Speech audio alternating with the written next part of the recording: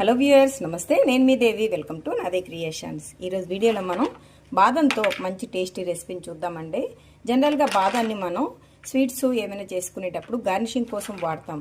అయితే వీటితో మనం సమ్మర్లో తీసుకునే ఒక మంచి రెసిపీ ఏదైనా ఉంది అంటే అది బాదం మిల్క్.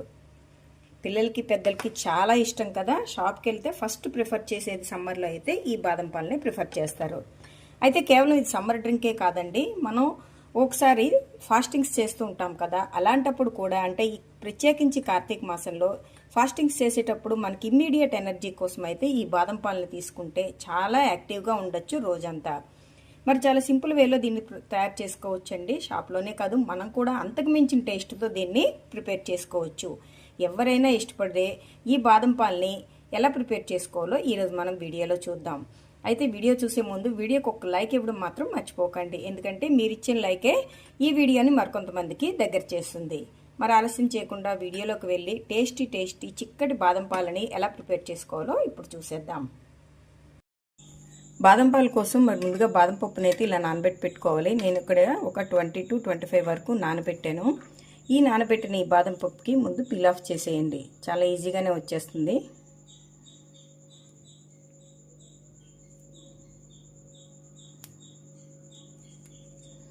ఇలా మొత్తం అంతటిని పీల్ ఆఫ్ చేసేయండి. ఇలా మొత్తం పీల్ ఆఫ్ చేసేసుకున్నాం కదా. ఇప్పుడు వీటన్నిటిని ఇలా ఒక మిక్సర్ జార్లోకి తీసుకోండి. దీంతో పాటే ఒక 10 minutes ముందు సోక్ చేసి పెట్టుకున్న ఒక 5-6 జీడిపప్పులు, ఒక ఇలాచీ, కొద్దిగా పచ్చి కొబ్బరి ముక్కలు. ఇది పూర్తిగా ఆప్షనల్ అండి, టేస్ట్ బాగుంటుందని నేనైతే వేసాను. మీకు ఒకవేళ నచ్చకపోతే స్కిప్ చేసేయండి. ఇప్పుడు వీటన్నిటిని మెత్తగా పేస్ట్ చేసుకుందాం. మనకి ఇదైతే రెడీ అయిపోయిందండి.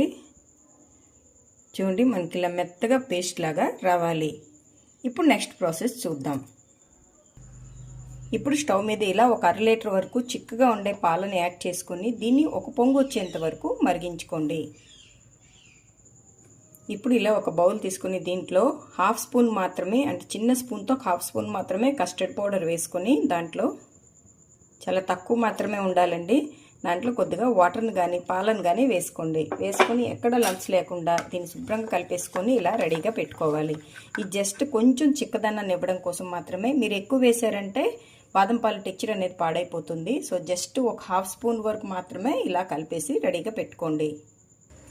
చూడండి, మనకి పాలు పొంగుతున్నాయి కదా. ఒకసారి వీటిని ఇలా కలిపేసుకొని దీంట్లో మనం ముందుగా పేస్ట్ చేసి పెట్టుకున్న ఈ బాదం జీడిపప్పు మిశ్రమాన్ని ఇలా వేసేసుకుందాం.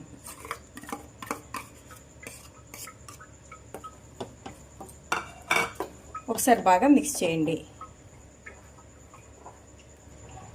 ఇలా మొత్తం మిక్స్ చేసుకున్న తర్వాత స్టవ్ని లో ఫ్లేమ్లో మాత్రమే ఉంచుకొని ఒక 5 నిమిషాల పాటు దీనిలాగా ఉడికించుకోండి.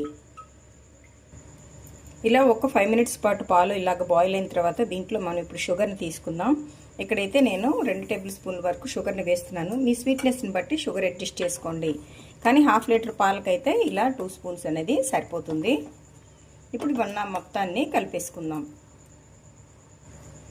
అయితే ఇక్కడ మీరు చిన్న విషయం గమనించాలండి, మీరు వేడిగా వీటిని తీసుకునేటట్టయితే మనకి షుగర్ అనేది మామూలుగా సరిపోతుంది. కానీ ఫ్రిడ్జ్లో పెట్టి తీసుకోవాలి అంటే కూల్గా తాగాలి అనుకుంటే మాత్రం కొంచెం షుగర్ అనేది ఎక్కువ పడుతుంది. ఎందుకంటే చల్లగా అయిపోతే మనకి షుగర్ అనేది తగ్గిపోతుంది కదా, స్వీట్నెస్.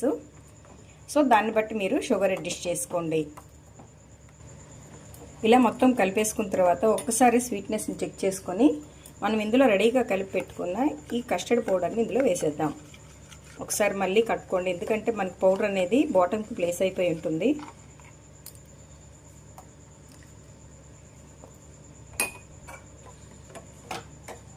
ఇప్పుడు ఒకసారి బాగా మిక్స్ చేసేయండి. అంతే, మనకి కలరు చూసారా, కొద్దిగా చిక్కదనం అనేది వచ్చింది. మీరు ఎక్కువగా వేసేస్తే అది బాగా చిక్కగా అయిపోయి బాదం పాలు టేస్ట్ అనేది మిస్ అవుతుంది. సో జస్ట్ కొద్దిగా అయితే సరిపోతుంది. లేదు మీకు ఇష్టం లేదనుకుంటే పూర్తిగా స్కిప్ చేసేసినా నో ప్రాబ్లం. మనకి బాదం పాలు అయితే రెడీ అయిపోయాయి. ఇప్పుడు స్టవ్ ఆఫ్ చేసేసుకొని మీరు వేడివేడిగా తాగాలంటే ఇలా సర్వ్ చేసేసుకోవచ్చు. లేదా కూల్గా ఫ్రిడ్జ్లో పెట్టుకొని తాగాలంటే ఇది రూమ్ టెంపరేచర్లోకి వచ్చిన తర్వాత ఫ్రిడ్జ్లో పెట్టుకొని జస్ట్ ఒక 2 hours ఉంటే చాలండి, సర్వ్ చేసుకుని ఇవి రెడీ అయిపోతాయి. సో వీటిని ఫస్ట్ బాగా కూల్ అవనిద్దాం, అంటే రూమ్ టెంపరేచర్లోకి వచ్చేంత వరకు ఇలా ఉంచేసుకుందాం. ఇది మనకి రూమ్ టెంపరేచర్లోకి వచ్చేసింది. ఇప్పుడు ఒక 2 అవర్స్ పాటు దీన్ని మనం ఫ్రిడ్జ్లో పెట్టుకుందాం. ఇది మనకి పర్ఫెక్ట్గా కూల్ అయిపోయింది. ఇప్పుడు దీన్ని సర్వ్ చేసుకుందాం. ఇలా గ్లాసెస్ తీసుకుని దాంట్లోకి మనం ప్రిపేర్ చేసుకున్న ఈ పాలని యాడ్ చేసుకుందాం. ఇలా యాడ్ చేసుకున్న తర్వాత పైనుంచి కొద్దిగా క్రీము,